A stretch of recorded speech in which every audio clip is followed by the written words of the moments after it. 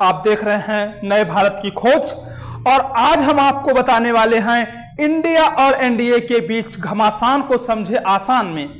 आज आप देख रहे हैं कि देश की जो राजनीतिक विश्लेषकों ने बताए रहे हैं कि किस प्रकार से आज देश के राजनीति में भूचाल आ गया है। आज भारत की स्थिति ऐसे जगह पर है कि प्रधानमंत्री बनने के लिए हर व्यक्ति तैयार है, लेकिन कोई बहुमत में नहीं है। चाहे वो भारतीय जनता पार्टी हो, चाहे वो कांग्रेस हो, चाहे वो आरजेडी हो, चाहे वो आरएलडी हो, चाहे वो सपा हो, कोई भी पार्टी हो। लेकिन वास्तविकता क्या है, आइए हम आपको बताते हैं। आप देख रहे हैं 2024 के चुनाव के परिणाम आ गए और परिणाम के बाद सभी पार्टी अपने अपने सीट को लेकर के गठबंधन किए।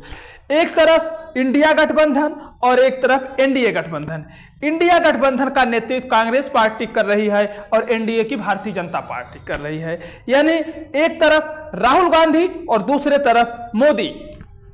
ऐसे में यह कयास लगाए जा रहे हैं और यह बहुत बड़ी एक प्रकार की हलचल बनी हुई है कि कौन किसके सर पे होगा भारत का ताज, कौन बनेगा प्रधानमंत्री, किसके हाथ आएगी कुर्सी और कौन सा मंत्रालय किसे मिलेगा। यह लेकर के बहुत बड़ी रणनीति और बहुत बड़ी राजनीति हो रही है।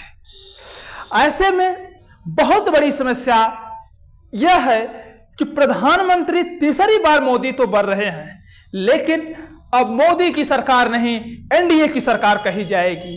अब तक कहा जाता है मोदी है तो मुमकिन है, लेकिन अब कहा जाएगा नीतीश है तो मुमकिन है, नायडू है तो मुमकिन है, अन्यथा कुछ भी मुमकिन नहीं है।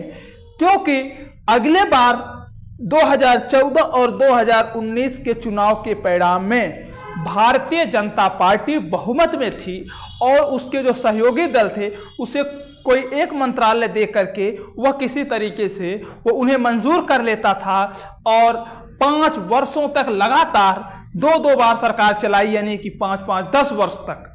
और जब नंबर आई तीसरी बार, और तीसरी बार सबसे फेमस मुद्दा था जो राम को लाए हैं हम उनको लाएंगे।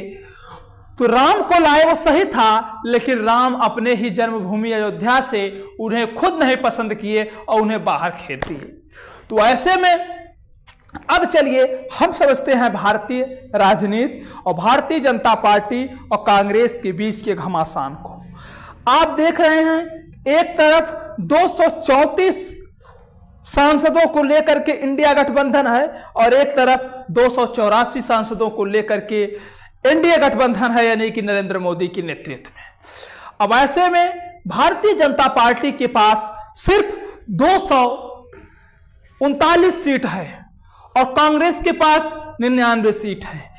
यानी कि अगर हम गठबंधन की बात करें तो अगर नीतीश कुमार और चंद्रबाबू नायडू अगर इंडिया गठबंधन में आते तो सरकार बन जाती।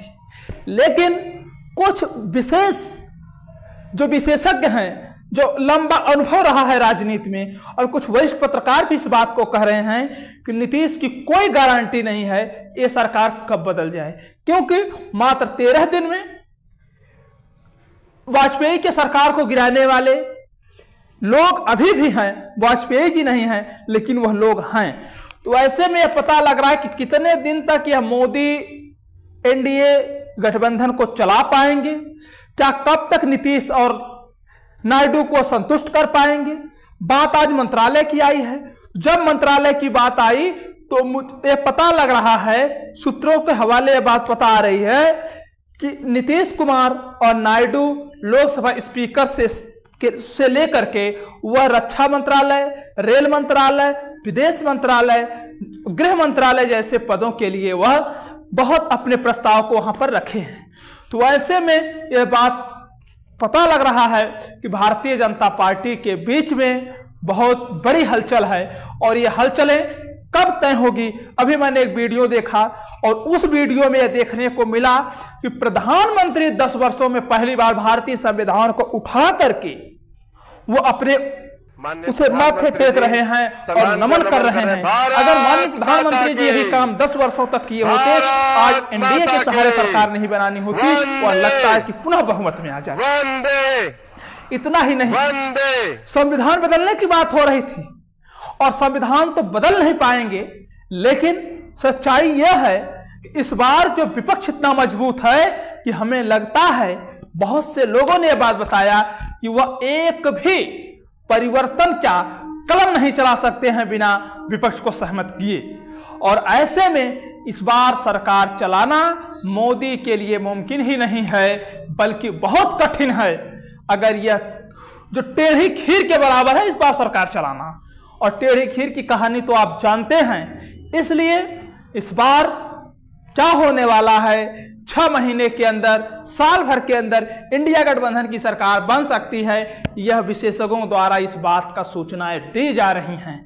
और ऐसे में आप लोग हमारे साथ बने रहिए, हम आपको हर एक अपडेट देते रहेंगे। यह बहुत बड़ी विषय है जिसके लिए हम आपको निरंतर आपके बीच आपको बताते रहेंगे। धन्यवाद। आप हमें लाइक करें, सब्सक्राइब करें, और ताकि हमारे आने वाली हर नोटिफिकेशन आप तक जाए और आप हमारा सपोर्ट करिए। हम देश के तमाम मुद्दों को आप तक के बीच पहुंचाते रहेंगे। बहुत बहुत धन्यवाद।